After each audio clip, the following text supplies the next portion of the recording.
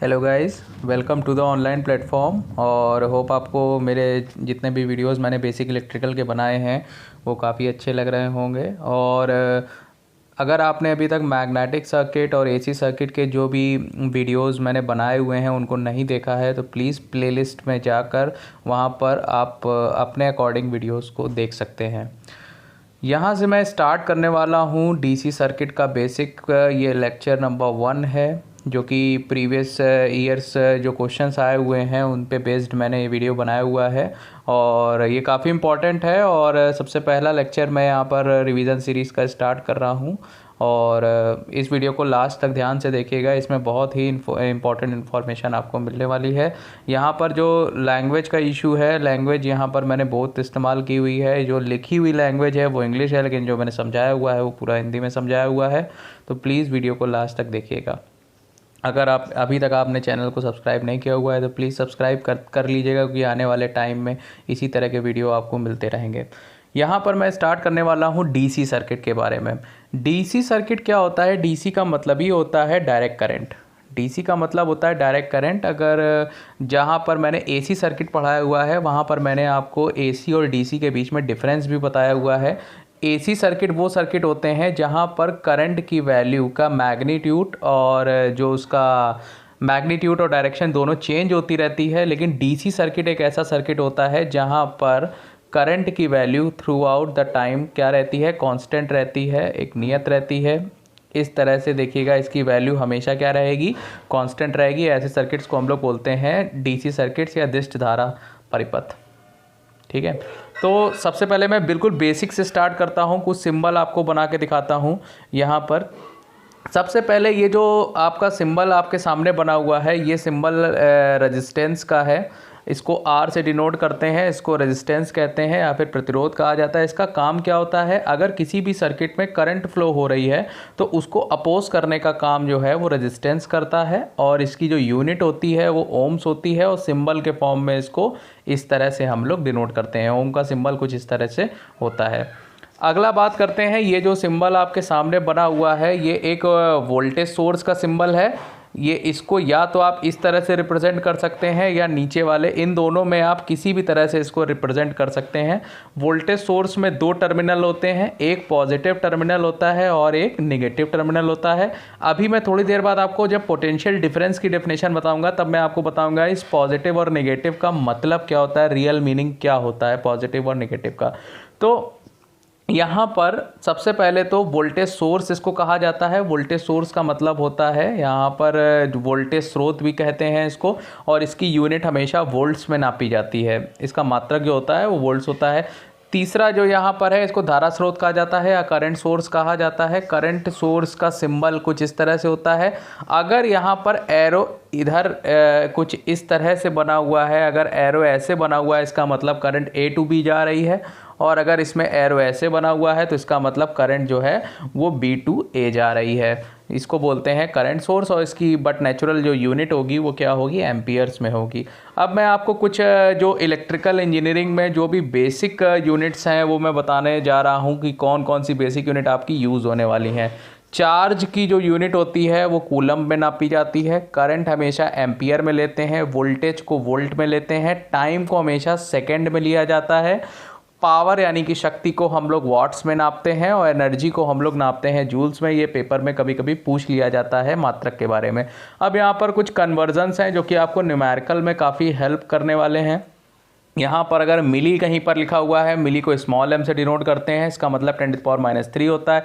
Micro को हम लोग म्यू से डिनोट करते हैं 10⁻⁶। नैनो को n से डिनोट करते हैं 10⁻⁹। पीको को हम लोग p से डिनोट करते हैं और 10⁻12। ये p जो होता है वो स्मॉल p होता है। मेगा होता है कैपिटल M 10⁻+6 और गीगा होता है 10⁻9। एक कन्फ्यूज़न यहाँ पर रहता है मिली और मेगा के बीच में। याद रखिएगा, मिली का मतलब स्मॉल m होता है और जबकि मेगा का मतलब कैपिटल M होता है। इस चीज़ को आपको ध्यान में रखना है। अब जैसे कि मैं कुछ बेसिक चीज़ें जो आपको एग्ज़ाम में कन्वर्ट करने को आएंगी और न्यूमेरिकल के बीच में मैं हल्का सा आपको रिमाइंड करा दे रहा हूँ। जैसे कहीं पर लिखा हुआ है 2 माइक्रोफैरेड, 2 माइक्रोफैरेड का मतलब होता है 2 × 10⁻⁻6 फैरेड हो जाएगा। अगर कहीं पर 6 माइक्रोफैरेड लिखा हुआ है तो 6 × 10⁻⁻6 माइक्रोफैरेड आ जाएगा। याद रखिएगा ये जो सिंबल होता है ये माइक्रो का होता है, माइक्रो का मतलब होता है 10⁻⁻6। अब नीचे यहाँ पर वोल्टेज की वैल्यू 2 मिली वोल्ट लिखी हुई, यहाँ पर देखिए स्मॉल m का इस्तेमाल किया हुआ है, तो स्मॉल m का मतलब मिली होता है, यानी 10⁻³ से आपको मल्टीप्लाई करना पड़ेगा। उसी तरह यहाँ पर मिली एम्पियर लिखा हुआ है तो 10⁻³ से मल्टीप्लाई करना पड़ेगा। ये कुछ बेसिक चीज़ें हैं जो आपको आनी चाहिए, और एग्ज़ाम में कन्वर्जन्स अगर नहीं आते हैं तो न्यूमेरिकल्स आपके गलत होने की संभावनाएँ बढ़ जाती हैं। अब मैं बात करता हूँ सबसे पहले करंट की। करंट को हिंदी में धारा बोला जाता है। अब यहाँ पर देखिए है क्या, इसमें हमने एक कंडक्टर बनाया हुआ है। ये आपका एक कंडक्टर है, इस तरह से जो मैंने डिज़ाइन किया हुआ है ये एक कंडक्टर है। अब कंडक्टर के अंदर जो होते हैं वो फ्री इलेक्ट्रॉन्स होते हैं। कंडक्टर, सेमीकंडक्टर और इंसुलेटर में यही अंतर होता है कि कंडक्टर के अंदर जो होते हैं वो फ्री इलेक्ट्रॉन होते हैं। अब फ्री इलेक्ट्रॉन जो है उनको मूव कराना होता है हमको। तो करंट होती क्या है, सपोज दैट मैं बिल्कुल बेसिक से स्टार्ट कर रहा हूँ। सपोज दैट एक कोई चार्ज है, एक कोई क्यू चार्ज है, ये चार्ज अभी रखा हुआ है। तो अगर ये चार्ज रखा रहेगा तो इसमें कोई भी करंट फ्लो नहीं होगी। ये उसमें करंट तब तक फ्लो नहीं होगी जब तक ये चार्ज मूव ना करे। जब कोई चार्ज एक पॉइंट से दूसरे पॉइंट के बीच में मूव करता है तभी धारा की उत्पत्ति होती है, तभी करंट जो होती है वो प्रोड्यूस होती है। ये बात ध्यान रखिए। तो करंट को प्रोड्यूस होने के लिए सबसे पहली कंडीशन ये है चार्ज का मूव होना। तो चार्ज अगर एक पॉइंट से दूसरे पॉइंट के बीच में मूव हो रहा है तो करंट प्रोडक्शन होगा, धारा की उत्पत्ति होगी। तो सबसे पहला पॉइंट तो देखिए यही लिखा हुआ है, the motion of the charge creates the electric current. मतलब चार्ज जब तक मोशन में नहीं आएगा तब तक धारा की उत्पत्ति नहीं हो सकती, करंट प्रोड्यूस नहीं हो सकता। और करंट की डेफिनेशन क्या होती है, करंट जो होती है it is defined as rate of change of charge. Rate, अब बात करते हैं रेट वर्ड का। रेट जहाँ कहीं भी आ जाता है, रेट का मतलब होता है किसके रिस्पेक्ट में चेंज होना, टाइम के रिस्पेक्ट में चेंज होना। अगर कोई चीज़ टाइम के रिस्पेक्ट में चेंज हो रही है तो उसको हम लोग रेट बोलते हैं। तो रेट किसका रेट है, चार्ज के चेंज होने का रेट। ठीक है, तो चार्ज के चेंज होने के रेट को हम लोग क्या बोलेंगे, करंट बोलेंगे। एक बार फिर से देख लीजिएगा, रेट की बात हो रही है, रेट का मतलब होता है टाइम के रिस्पेक्ट में। किसके रेट की बात हो रही है, चेंज ऑफ चार्ज के रेट की बात हो रही है। तो इलेक्ट्रिक करंट कुछ नहीं होती है, electric current is defined as rate of change of charge. ठीक है, और इसका सबसे बेसिक ये है कि कभी भी अगर चार्ज मोशन करता है तो करंट का प्रोडक्शन होता है। ठीक है, तो करंट यही आपने फॉर्मूला पढ़ा होगा, Q बराबर आई टी। Q बराबर आई टी में अगर I बराबर लिखेंगे तो हम लोग क्या लिखेंगे, Q/T लिखेंगे। इसी चीज़ को हमने थोड़ा अच्छी तरह से यहाँ पर लिख दिया है, I बराबर dQ/dt या फिर डेल्टा Q/ΔT। तो electric current is defined as rate of change of charge. ठीक है, इसकी यूनिट क्या होती है, इसकी यूनिट करंट की आपको पता होगा, एम्पियर होती है। और इसकी दूसरी यूनिट भी पॉसिबल है, देखिएगा चार्ज की यूनिट कूलम होती है, समय की यूनिट होती है सेकंड, तो इसको कूलम पर सेकंड भी लिखा जा सकता है। अब किसी चार्ज पर इलेक्ट्रॉन पर कितना चार्ज होता है, इलेक्ट्रॉन पर -1.6 × 10⁻⁹ कूलम होता है। अब देखिएगा, अगर मैं बात करता हूँ इलेक्ट्रॉन की, तो एक इलेक्ट्रॉन पर जो चार्ज होता है वो चार्ज होता है 1.6 × 10⁻⁻19 कूलम का चार्ज होता है, और माइनस यहाँ पर लगा होता है। ठीक है, तो यहाँ पर आपको ये तो पता चल गया कि एक इलेक्ट्रॉन पर कितना चार्ज होता है। एक इलेक्ट्रॉन पर जो चार्ज होता है वो होता है -1.6 × 10⁻⁻19 कूलम। अब अगर आपसे कोई ये पूछ देता है कि एक कूलम, इसका जस्ट उल्टा पूछ देता है कि एक कूलम का अगर चार्ज रखा हुआ है तो उस पर कितने इलेक्ट्रॉन होंगे। आप क्वेश्चन समझ रहे होंगे। क्वेश्चन ये है कि एक इलेक्ट्रॉन पे तो जो चार्ज होता है वो होता है 1.6 × 10⁻⁻19 कूलम का, लेकिन अगर आपसे कह दे कि एक कूलम में कितने इलेक्ट्रॉन होते हैं तो आपको इसको फाइंड आउट करना पड़ेगा। उसी चीज़ को हम यहाँ पर फाइंड आउट करेंगे। ये देखिएगा, एक इलेक्ट्रॉन पर जो चार्ज होता है, अभी मैं माइनस साइन को यहाँ से हटा रहा हूँ, मैं सिर्फ मैग्नीट्यूड की बात कर रहा हूँ। एक इलेक्ट्रॉन पे जो चार्ज होता है वो होता है 1.6 × 10⁻⁹ कूलम। इसी चीज़ को मैं कुछ इस तरह से लिख सकता हूँ 1.6 × 10⁻⁹ इंटू 1 कूलम, क्योंकि किसी चीज़ में 1 से अगर मल्टीप्लाई कर देते हैं तो कोई भी फ़र्क नहीं पड़ता है। तो यहाँ से अगर हम 1 कूलम की वैल्यू निकालेंगे, 1 कूलम बराबर यहाँ से आ जाएगा 1/1.6 × 10⁻⁹ इलेक्ट्रॉन। इसको जब हम सॉल्व करेंगे तो 1 कूलम बराबर आ जाएगा 6.24 10⁻⁸ इलेक्ट्रॉन्स। यानी कि कहीं पर भी अगर 1 कूलम का चार्ज रखा हुआ है तो उस पर इलेक्ट्रॉन कितने होंगे, 6.24 × 10⁻⁸ इलेक्ट्रॉन। ये शॉर्ट क्वेश्चंस में आपसे कभी पूछा जा सकता है एग्ज़ाम में। तो सबसे पहले बात करते हैं वोल्टेज डिफरेंस की, या इसको पोटेंशियल डिफरेंस भी कहा जाता है। वोल्टेज डिफरेंस को कहा जाता है पोटेंशियल डिफरेंस। पोटेंशियल डिफरेंस की बिल्कुल बेसिक डेफिनेशन क्या होती है? पोटेंशियल डिफरेंस को कई बार केवल पोटेंशियल भी कहा जाता है। तो पहले हम लोग समझते हैं पोटेंशियल डिफरेंस क्या है। ठीक है, कोई भी एक चार्ज है, उसको एक पॉइंट से दूसरे पॉइंट के बीच में ले जाने में जो भी कार्य करना पड़े, जो भी वर्क डन करना पड़े, उसको हम लोग बोलते हैं वोल्टेज डिफरेंस। ठीक है, ये देखिए यहाँ पर डेफिनेशन लिखी हुई है कि वोल्टेज डिफरेंस VAB, मतलब A और B के बीच का वोल्टेज डिफरेंस की अगर बात हो रही है। वोल्टेज डिफरेंस का मतलब 2 पॉइंट के बीच में होगा। तो voltage VAB between 2 point A and B, ये किस तरह से डिफाइन होगा? Work needed to move a unit charge from A to B। यानी कि किसी भी चार्ज को एक पॉइंट से दूसरे पॉइंट के ले जाने के बीच में जो भी हमको वर्क डन करना पड़ेगा, उसको हम लोग बोलेंगे पोटेंशियल डिफरेंस बोलेंगे, या फिर वोल्टेज का डिफरेंस भी बोलेंगे। ठीक है, अब VAB बराबर यहाँ पर कितना हो जाएगा? W/Q। ये आपने फॉर्मूला पहले से ही पढ़ा होगा, V बराबर W/Q होता है। अब इसकी यूनिट जो होगी वो वोल्ट्स होगी, और दूसरी यूनिट कैसे निकाली जा सकती है? वर्क की यूनिट जूल होती है और इसकी होती है कूलम, तो इसकी जूल बटे कूलम भी यूनिट हो सकती है। अब यहाँ पर एक कन्फ्यूज़न वाली स्थिति क्रिएट होती है। एक होता है पोटेंशियल डिफरेंस और एक होता है EMF। दोनों के बीच में क्या कोई डिफरेंस होता है? जी हाँ, थोड़ा सा माइन्यूट सा एक डिफरेंस होता है। दोनों सेम चीज़ें हैं, दोनों ही वोल्ट में होती हैं, लेकिन यहाँ पर थोड़ा सा डिफरेंस होगा। तो पोटेंशियल डिफरेंस क्या होता है? पोटेंशियल डिफरेंस क्या होता है? Work done for moving the charge from one point two another point. यानी कि किसी भी चार्ज को एक पॉइंट से दूसरे पॉइंट के बीच में ले जाने में जो भी कार्य करना पड़े, उसको बोलेंगे हम लोग वोल्टेज डिफरेंस बोलेंगे। अब देखिएगा, EMF समझने से पहले थोड़ा सा मैं आपको बता देता हूँ। जैसे कि मान लीजिए कोई हमारे पास एक कंडक्टर है। ठीक है, अब ये कंडक्टर में ये देखिएगा, ये जो मैंने बनाए हुए हैं ये फ्री इलेक्ट्रॉन्स हैं। ये कंडक्टर में माइनस साइन का मतलब इलेक्ट्रॉन्स होता है, और ये फ्री इलेक्ट्रॉन्स हैं। अब ये इलेक्ट्रॉन जब धारा किसी भी कोई भी कंडक्टर है, उसमें करंट कब तक नहीं फ्लो होगी? करंट तब तक नहीं फ्लो हो सकती है जब तक चार्ज एक पॉइंट से दूसरे पॉइंट के बीच में मूव ना करे। ठीक है, अब चार्ज को एक पॉइंट से दूसरे पॉइंट के बीच में मूव कराने के लिए हमको क्या करना पड़ेगा? पोटेंशियल डिफरेंस क्रिएट करना पड़ेगा। क्या क्रिएट करना पड़ेगा? पोटेंशियल डिफरेंस क्रिएट करना पड़ेगा। आप लोगों ने अच्छी तरह से पढ़ा होगा कि जो करंट होती है वो हाई पोटेंशियल से लो पोटेंशियल के बीच में ट्रैवल करती है, यानी उच्च विभव से निम्न विभव के बीच में करंट क्या होती है? फ्लो होती है।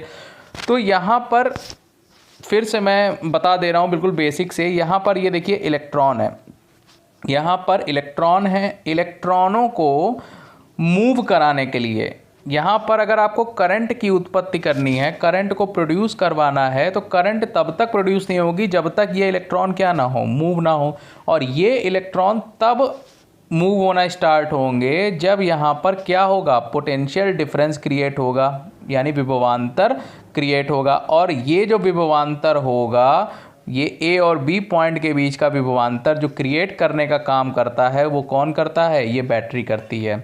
इसी बैटरी को हम लोग बोलते हैं इलेक्ट्रोमोटिव फोर्स। मतलब एक ऐसा फोर्स, एक ऐसा बल जो कि दो पॉइंट के बीच में क्या क्रिएट करवाए? पोटेंशियल डिफरेंस क्रिएट करवाए, उसको बोलते हैं इलेक्ट्रोमोटिव फोर्स। यही चीज़ यहाँ पर लिखी हुई है। When a battery is connected then it converts the chemical energy into electrical energy. ये तो पता ही है कि बैटरी जब हम यहाँ पर लगाएंगे तो सबसे पहले वो केमिकल एनर्जी को किस में कन्वर्ट करेगी, वो कन्वर्ट करेगी इलेक्ट्रिकल एनर्जी में। और ये क्या करेगी, it causes the potential difference between two points. अब यहाँ पर अभी मैंने पीछे डेफिनेशन आपको पढ़ी थी, पोटेंशियल डिफरेंस क्या होता है। पोटेंशियल डिफरेंस क्या होता है, किसी भी चार्ज को एक पॉइंट से दूसरे पॉइंट के बीच में ले जाने में जो कार्य करना पड़े उसको पोटेंशियल डिफरेंस कहते हैं। लेकिन इस पोटेंशियल डिफरेंस को क्रिएट कौन करेगा, इस पोटेंशियल डिफरेंस को क्रिएट करेगी बैटरी।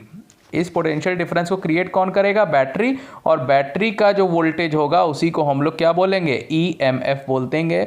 यही अंतर होता है पोटेंशियल डिफरेंस और ईएमएफ के बीच में। यानी कहने का मतलब ये है कि किसी भी चार्ज, ये जो आपका इलेक्ट्रॉन है ये भी एक तरह का चार्ज का ही तो काम कर रहा है। तो इस चार्ज को मूव कराने के लिए हमको ज़रूरत है पोटेंशियल डिफरेंस की। और इस पोटेंशियल डिफरेंस को क्रिएट कौन कर रहा है, इस पोटेंशियल डिफरेंस को क्रिएट कर रही है ये बैटरी। तो ईएमएफ क्या करता है, it causes the potential difference between two points. ठीक है, तो ईएमएफ की डेफिनेशन क्या होगी, it is defined as electric potential caused by electrochemical cell. मतलब इस सेल के द्वारा जो भी विभवांतर क्रिएट होता है, जो भी पोटेंशियल डिफरेंस क्रिएट होता है उसको हम लोग क्या बोलते हैं, ईएमएफ बोलते हैं। सिंपल शब्दों में हम ये कह सकते हैं ईएमएफ क्या होता है, कॉज होता है, और वोल्टेज डिफरेंस क्या होता है, इफेक्ट होता है। यानी कहने का मतलब ये है कि जब हम ईएमएफ अप्लाई करते हैं तब हमारा क्या बनता है, वोल्टेज डिफरेंस बनता है। तो ये कारण होता है और ये उसका क्या होता है, प्रभाव होता है। ये इंपॉर्टेंट है, मैं फिर से बता दे रहा हूँ। पोटेंशियल डिफरेंस क्या होता है, पोटेंशियल डिफरेंस किसी भी चार्ज को एक पॉइंट से दूसरे पॉइंट के ले जाने के बीच में जो कार्य करना पड़े उसको बोलते हैं पोटेंशियल डिफरेंस। और ईएमएफ क्या होता है, इसी पोटेंशियल डिफरेंस को जो क्रिएट करने का काम करता है वो कौन करता है, ये इलेक्ट्रोकेमिकल सेल करता है। इसी को हम लोग ईएमएफ बोलते हैं, यानी इलेक्ट्रोमोटिव फोर्स या विद्युत वाहक बल कहा जाता है।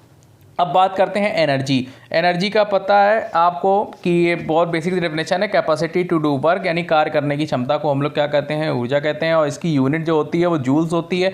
इसकी दूसरी यूनिट कहाँ से आई, वॉट सेकंड, ये मैं भी बता दे रहा हूँ।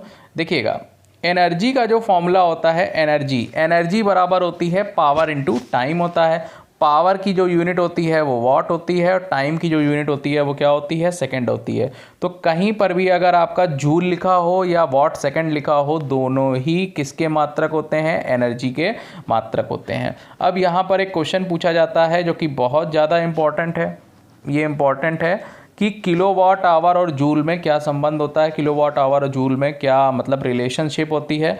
तो किलोवाट आवर को हम कैसे लिख सकते हैं, 1 किलोवाट इंटू 1 आवर लिख सकते हैं। 1 किलोवाट में 1000 वाट हो जाएंगे, 1 घंटे में 3600 सेकेंड होते हैं। तो यहाँ पर आ जाएगा, सबको मल्टीप्लाई जब हम कर देंगे तो ये हो जाएगा 3.6 10⁻⁻6 और वॉट सेकंड। वॉट सेकंड कैसे आया है, ये वाले का वॉट और ये वाले का सेकंड जब मल्टीप्लाई करेंगे तो ये हो जाएगा वॉट सेकंड। अभी थोड़ी देर पहले मैंने बताया था कि जो वॉट सेकंड यूनिट होती है वही जूल होता है और ये किसकी यूनिट होती है, वो एनर्जी की यूनिट होती है। तो यहाँ पर वॉट सेकंड की जगह पर हम क्या लिख सकते हैं, जूल लिख सकते हैं। तो 1 किलोवाट आवर बराबर कितने जूल आ जाएगा, 3.6 इंटू 10⁻⁻6 जूल के बराबर आ जाएगा। अब एक चीज़ और, यहाँ पर W बराबर जो एनर्जी होती है वो पावर इंटू टाइम के बराबर होती है और पावर बराबर होती है VI। ये मैंने ऊपर लिखा हुआ है, यहाँ पर पावर के बारे में बताऊंगा तब लिखूंगा कि पावर बराबर V इंटू I के बराबर होती है। तो यहाँ से P बराबर हमने कितना लिख दिया, VI लिख दिया, T का T लिख दिया और V बराबर IR होता है, आपको पता है। तो यहाँ से W बराबर I²RT, ये भी एक एनर्जी का फॉर्मूला होता है। पावर क्या होती है, पावर को इंदिम शक्ति कहा जाता है। आपको पता है जो भी ऊर्जा सिस्टम में है वो टाइम के रिस्पेक्ट में कैसे व्यय हो रही है उसको हम लोग बोलते हैं power. Power is defined as rate of expending और एब्जॉर्बिंग एनर्जी। मैं फिर से बता दे रहा हूँ, रेट जहाँ कहीं भी वर्ड आ जाएगा, रेट का मतलब होता है किसके रिस्पेक्ट में चेंज होना, टाइम के रिस्पेक्ट में चेंज होना। यानी कि आपके सिस्टम में जो भी एनर्जी है वो किस दर से व्यय हो रही है या किस दर से आप उसको एब्जॉर्ब करवा रहे हैं, उसको हम लोग बोलते हैं पावर। तो यहाँ पर पावर बराबर हो जाएगा जो भी आपकी एनर्जी है। अभी ऊपर फॉर्मूला लिखा था, ऊपर फॉर्मूला यहाँ पर था एनर्जी बराबर पावर इंटू टाइम। तो पावर बराबर यहाँ से आ जाएगा एनर्जी बटे टाइम के आ जाएगा। तो यहाँ से पावर बराबर आ जाएगा एनर्जी बटे टाइम। जहाँ कहीं भी टाइम से डिवाइड होता है, टाइम से डिवाइड होने का जो मतलब होता है, इसका मतलब होता है रेट। ठीक है, याद रखिएगा, power is defined as rate of expending और एब्जॉर्बिंग एनर्जी। और पावर की जो दूसरा फॉर्मूला होता है वो वी आई के बराबर होता है। डीसी सर्किट के लिए वैलिड होता है। एसी सर्किट के लिए पी बराबर वी आई कॉस फाई होता है, ये मैं पहले बता चुका हूँ। अब यहाँ पर बात करते हैं एक इम्पॉर्टेंट टॉपिक का, ओम्स लॉ के बारे में। ओम्स लॉ क्या था और एक्सपेरिमेंट क्या किया गया था, ये सबसे पहले तो मैं ये डिस्कस करता हूँ। सबसे पहले ओम्स लॉ किसने परफॉर्म किया था? ओम्स लॉ एक बहुत बड़े फिजिसिस्ट हैं जो कि जिनका नाम है जॉर्ज सिमन ओम, ये इनका पूरा नाम था, जो कि साइंटिस्ट थे। और इन्होंने किया क्या था, इन्होंने वोल्टेज और करंट के बीच की रिलेशनशिप निकाली थी। किसके किसके बीच की? वोल्टेज और करंट के बीच का रिलेशनशिप इन्होंने निकाल के दिया था। और इन्होंने एक्सपेरिमेंट क्या किया था? इन्होंने एक्सपेरिमेंट ये किया था कि इन्होंने क्या किया कि एक कंडक्टर लिया, ठीक है, एक कंडक्टर को इन्होंने कंडक्टर के क्रॉस बैटरी लगाई। तो जब इन्होंने बैटरी लगाई तो इसका मतलब इन्होंने क्या क्रिएट किया? पोटेंशियल डिफरेंस क्रिएट किया दो पॉइंट के बीच में। एक कंडक्टर, ये कंडक्टर इन्होंने लिया और एक कंडक्टर के दो सिरों, यानी कि एक सिरा ये है और एक सिरा ये है, इसको ए पॉइंट मान लिया, इसको बी पॉइंट मान लिया। इसके बीच में इन्होंने एक पोटेंशियल डिफरेंस क्रिएट किया। पोटेंशियल डिफरेंस का मतलब हो गया विभवांतर क्रिएट किया, ठीक है। और मान लिया वो विभवांतर जो है वो क्या है? V है। और इसमें जो करंट फ्लो हो रही है वो क्या है? I है। अब इन्होंने क्या किया, करंट को धीमे धीमे बढ़ाना शुरू किया। जैसे कि मान लीजिए करंट जब 2 एम्पियर फ्लो हो रही थी, तब उस टाइम मान लेते हैं वोल्टेज जो था वो था 10 वोल्ट, ठीक है। अब इन्होंने क्या किया, करंट को दुगना कर दिया, 4 एम्पियर कर दिया। तो आपका जो वोल्टेज हो गया वो भी क्या हो गया? दुगना हो गया। यानी इन्होंने क्या रिलेशनशिप निकाला कि अगर हम करंट को, यहाँ पर जो करंट फ्लो हो रही है, करंट को अगर हम डबल कर देंगे तो वोल्टेज भी क्या हो जाएगा? डबल हो जाएगा। और अगर हम करंट को 4 गुना करेंगे तो वोल्टेज भी 4 गुना हो जाएगा। करंट को अगर हम आधा करेंगे तो वोल्टेज भी क्या हो जाएगा? आधा हो जाएगा। तो यहाँ पर इन्होंने क्या कहा कि जो वोल्टेज और करंट होते हैं वो आपस में एक दूसरे के क्या होते हैं? प्रोपोर्शनल होते हैं। तो प्रोपोर्शनलिटी कांस्टेंट हटा के इन्होंने बोल दिया V बराबर IR बोल दिया। और इन्होंने यहाँ पर फिर रेजिस्टेंस की डेफिनेशन दी। रेजिस्टेंस को इस तरह से इन्होंने डिनोट किया और इन्होंने बताया कि रेजिस्टेंस के अक्रॉस अगर कोई वोल्टेज V है और जो करंट I है, ये दोनों एक दूसरे के क्या होते हैं? प्रोपोर्शनल होते हैं, यानी कि अनुक्रमानुपाती होते हैं। Voltage V across resistor is directly proportional to the current flowing in a resistor, ठीक है। तो यहाँ पर वोल्टेज और करंट के बीच में जो रिलेशनशिप होती है वो क्या होती है? वो एक लीनियर रिलेशनशिप होती है। अगर मैं इसका कर्व प्लॉट करूँगा V प्रोपोर्शनल टू I का, तो यहाँ पर एक लीनियर लाइन मिलेगी। इस तरह से आपको इस रिलेशनशिप को हम लोग बोलते हैं लीनियर रिलेशनशिप। लेकिन ये जो ओम का नियम दिया गया था, इसकी कुछ ना कुछ लिमिटेशंस हैं, कुछ सीमाएं हैं। यहाँ पर ये हर जगह एप्लीकेबल नहीं हो सकता है। तो वही मैं डिस्कस करने वाला हूँ। ये काफ़ी क्वेश्चन पूछा गया है कि फैक्टर्स अफेक्टिंग ओम्स लॉ या फिर limitations of Ohm law, Ohm's law की सीमाएं क्या क्या हैं। तो सबसे पहला पॉइंट तो यहाँ पर ये है कि it is applicable to linear circuits only. अभी मैंने बताया था लीनियर रिलेशनशिप क्या होती है, इस तरह की रिलेशनशिप को हम लोग बोलते हैं लीनियर रिलेशनशिप। तो ये केवल और केवल लीनियर सर्किट यानी रेखीय परिपथ पर ही अप्लाई किया जा सकता है। Not applicable to non linear circuit, जैसे कि डायोड और ट्रांजिस्टर के नाम आपने सुने होंगे। तो ये सारे के सारे जो होते हैं नॉन लीनियर सर्किट होते हैं, इस पर ये एप्लीकेबल नहीं होता है। दूसरा, it can not be applied on unidirectional circuit. अब देखिएगा यूनिडायरेक्शनल का मतलब क्या होता है। अब मैं बिल्कुल सिंपल से बता दूं, जैसे कि मान लीजिए एक रजिस्टर की बात करते हैं। इस रजिस्टर में करंट ऐसे भी फ्लो हो सकती है और करंट ऐसे भी फ्लो हो सकती है। मतलब चाहो तो करंट ए से बी भी जा सकती है और बी से ए भी जा सकती है। तो ये सर्किट होगा बाई डायरेक्शनल, मतलब दोनों साइड में हम इसको क्या कर सकते हैं? फ्लो करवा सकते हैं। लेकिन कुछ सर्किट ऐसे होते हैं, जैसे कि डायोड है, डायोड में करंट जो होती है वो सिर्फ और सिर्फ एक ही डायरेक्शन में फ्लो हो सकती है, दूसरी डायरेक्शन में फ्लो नहीं हो सकती है। तो ऐसे वो सर्किट जिसमें करंट एक ही डायरेक्शन में फ्लो होगी, वहाँ पर ओम का नियम अप्लाई नहीं हो सकता। तो it can not be applied on unidirectional circuit. और ओम्स लॉ को अगर आपको अप्लाई करना है तो टेम्परेचर, प्रेशर और ह्यूमिडिटी यानी कि तापमान, दाब और आर्द्रता, ये सब के सब क्या होने चाहिए? कांस्टेंट होने चाहिए, ठीक है। होप आपको ये वीडियो अच्छा लगा हो और ज़्यादा से ज़्यादा चैनल को सब्सक्राइब करिए और लाइक करिए। आने वाले टाइम में मैं डीसी सर्किट का लेक्चर नंबर 2 अपलोड करूँगा। Thank you so much for watching this video. Have a nice day.